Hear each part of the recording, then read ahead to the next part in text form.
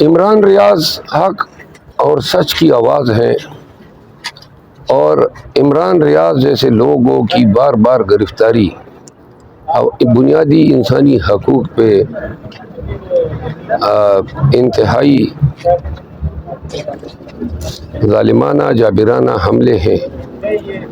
عمران ریاض نے کافی تکلیفیں اٹھائی ہیں جمہوریت کے لیے، انسانی حقوق کے لیے، ان بنیادی شہریوں کی بنیادی حقوق کے لیے، اور نہ وہ کوئی سرکاری ملازم رہا ہے، ہمیں کبھی بھی خان سے علیحدگی میں ملنے نہیں دیا گیا، بلکہ ان 3 ماہ میں کوئی کاغذ تک لے جانے کی اجازت نہیں تھی۔ اب 185 کیسز اس وقت خان کے خلاف درج تھے، اور بہت سارے کاغذات ان کے سامنے رکھنے ہوتے ہیں، ان کو آگاہ کرنا ہوتا ہے۔ اس دوران الیکشن شروع ہو گئے تو لسٹوں کے لیے، ٹکٹس کے لیے، اب انسانی میموری تو اتنی کام نہیں کرتی ہیں کہ کوئی 5 حلقوں میں 5 یا 10 امیدواروں کے نام کوئی یاد رکھ سکے۔ تو جب ہم کاغذات لے جانے لگے تو انہوں نے ہمارے کاغذات کی اسکیننگ شروع کر دی، باقاعدہ جیل میں واڈیالہ میں اس کے اندر مشین لگا دی، اور تمام ہمارے دستاویزات، ہمارے کینڈیڈیٹس کے نام اسکین کر کے خود معلومات لیتے رہے کہ ہماری سیاسی کیا اسٹریٹجی رہی ہے، کس کو کس حلقے میں ٹکٹ مل رہا ہے، اور متعدد دفعہ انہوں نے ہمیں ہمارے کاغذات واپس بھی نہیں کیے۔ عدالت کو یہ بھی آگاہ کیا کہ جیل سپرڈنٹ اپنی مرضی سے ملاقات دیتا ہے، جبکہ انٹرا کورٹ اپیل میں ہائی کورٹ نے باقاعدہ جیل سپرڈنٹ سے شیڈول لے کے 10 وکلاء، 4 اہل خانہ اور 2 ڈاکٹرز کو جو ہے جانے کی اجازت دی تھی۔ اس پہ عدالت نے رپورٹ طلب کی ہے۔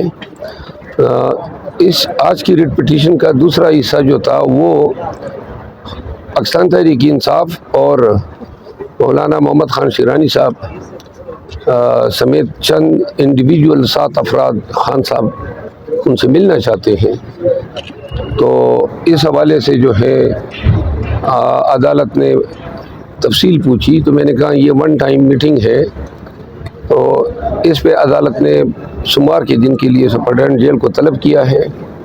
سپرنٹنڈنٹ جیل ہائی کورٹ کے احکامات کے باوجود ملاقات نہیں دے رہا ہے۔ اس حوالے سے میں نے آج ایک توین عدالت کی درخواست خان صاحب کی جانب سے سپرنٹنڈنٹ جیل اسد وڑائچ کے خلاف دائر کی ہے، اس میں بھی امید ہے کہ سنوائی منڈے کے دن ہوگی۔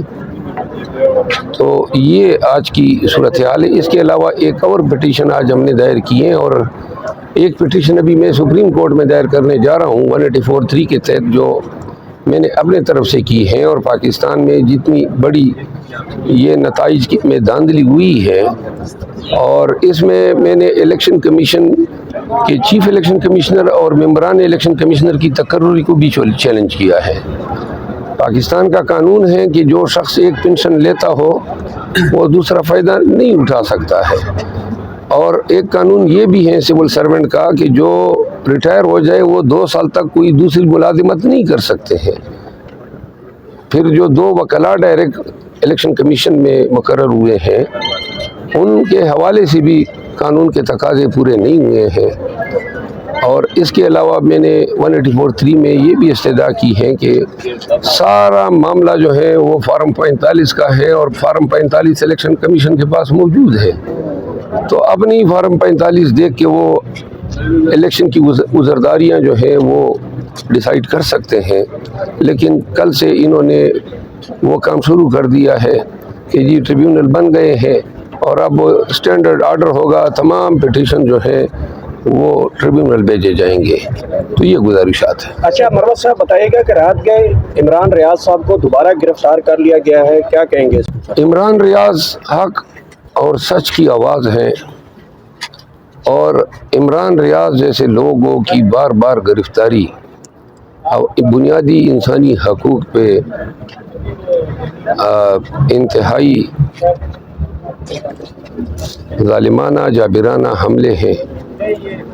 عمران ریاض نے کافی تکلیفیں اٹھائی ہیں جمہوریت کے لیے، انسانی حقوق کے لیے، ان بنیادی شہریوں کی بنیادی حقوق کے لیے، اور نہ وہ کوئی سرکاری ملازم رہا ہے. FIA نے غالباً ان کو اٹھایا ہے. لیکن اس عمل میں جو تقویت دینے والی بات ہے وہ یہ ہے کہ اس دفعہ ان کی گرفتاری فارمل کی گئی ہے اور وہ مسنگ پرسن کے زمرے میں نہیں آئے گا. تو لہٰذا 3-4 دن میں امید ہے کہ عمران ریاض صاحب باہر آ جائیں گے. مریم صاحبہ آج وزیر اعلیٰ بننے جا رہی ہیں پنجاب کی، اور رات کو ہی صحافیوں کی گرفتاریاں شروع ہو گئی ہیں، کیا کہیں گے اس پہ؟ جی میرا خیال ہے آج تو ڈپٹی اسپیکر کے الیکشن کا شیڈول جاری ہوگا، لیکن ان خاتون سے یہی ہمارے خدشات ہیں. منتقم مزاج ہے. عمران ریاض پر بات ختم نہیں ہوگی. ہر اس شخص کو زندان میں ڈالا جائے گا جو ان سے نظریاتی اختلاف رکھتا ہو، جو ان کی تعریفوں کے پل نہ باندھ سکتا ہو، جو مینڈیٹ کی چوری پہ ان پہ تنقید کرتا ہو. اور یہ عوامل جو ہیں قانون کی حکمرانی اور بنیادی انسانی حقوق کے تحفظ میں پاکستان میں موجودہ دور میں سب سے بڑی ایک رکاوٹ ہے. ہمیں خدشات ہیں کہ مریم نواز کے دور حکومت میں پنجاب میں جو ہے فرونیت کا نیا دور شروع ہو رہا ہے، اور یہ خاتون جو ہے یہ منتقم مزاج ہونے کے ساتھ ساتھ سیاسی مصلحتوں کے لیے کسی بھی حد تک جا سکتی ہے. سر یہ بتائیے گا کہ پارلیمنٹ میں MNA کا حلف اٹھانے کے بعد بھی وکالت جاری رکھیں گے؟